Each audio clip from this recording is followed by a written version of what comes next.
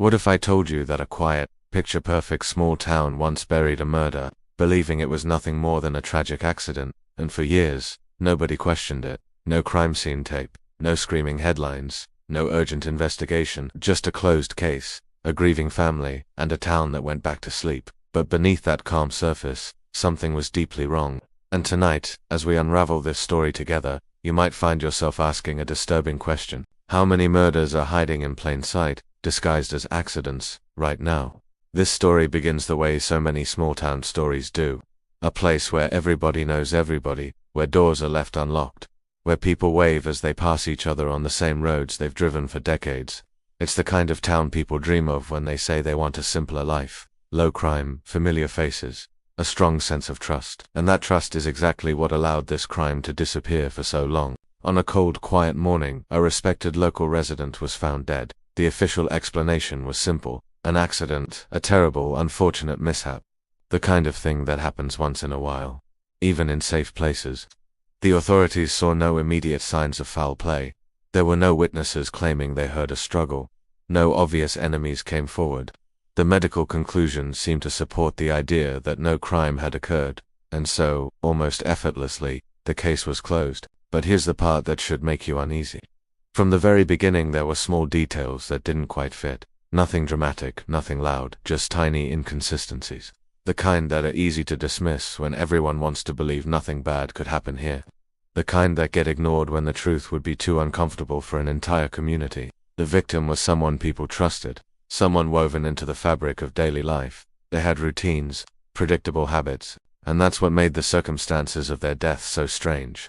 People who knew them well noticed things that didn't align with the official story. Why were they in that location at that time? Why were certain personal items missing? Why did some injuries seem unusual for an accident? These questions were whispered, not shouted.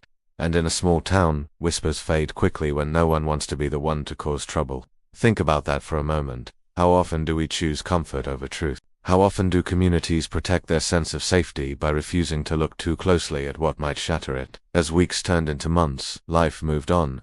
The victim's family tried to grieve, but grief without answers has a way of lingering. Friends replayed their last conversations, wondering if they had missed something important. And a few people, the ones who couldn't quite let it go, started quietly connecting dots that were never meant to be connected. One of the most chilling realizations came later, when someone noticed that the timeline didn't add up.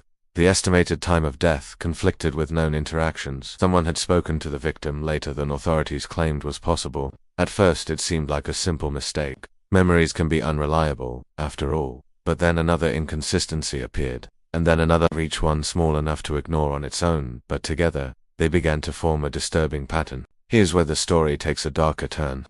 The accident theory depended heavily on the assumption that no one would have had a reason to harm this person.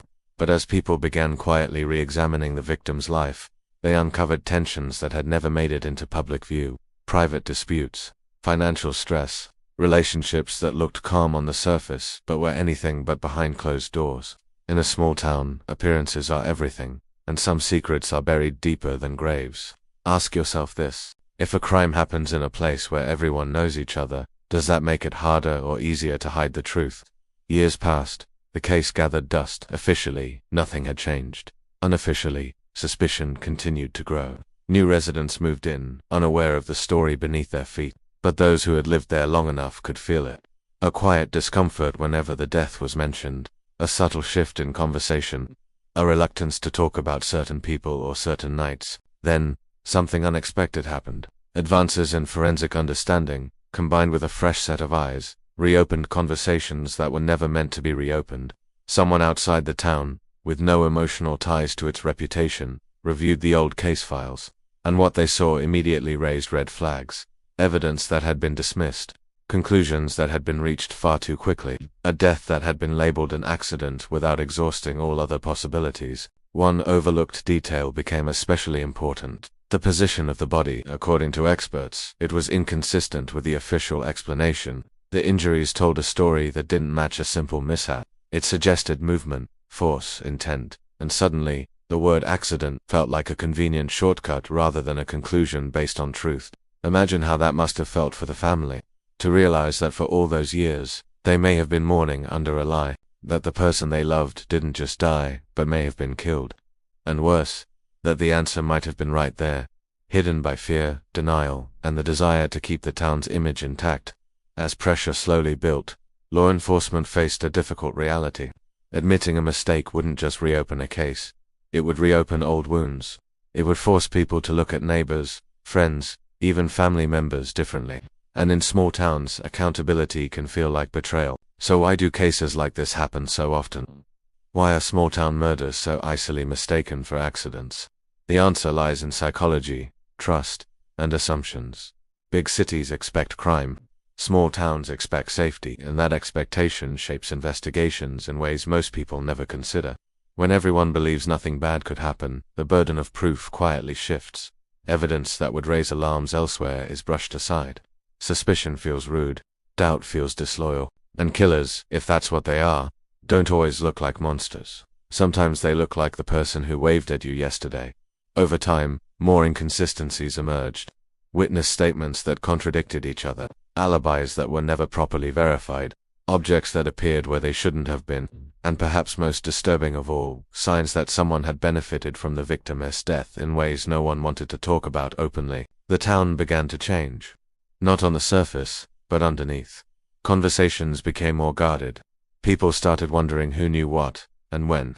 And the once comforting familiarity of small-town life began to feel claustrophobic. Because when the truth is buried, it doesn't disappear, it waits. What makes this story especially haunting is that even now, full justice remains uncertain. Some questions have answers, others may never be fully resolved.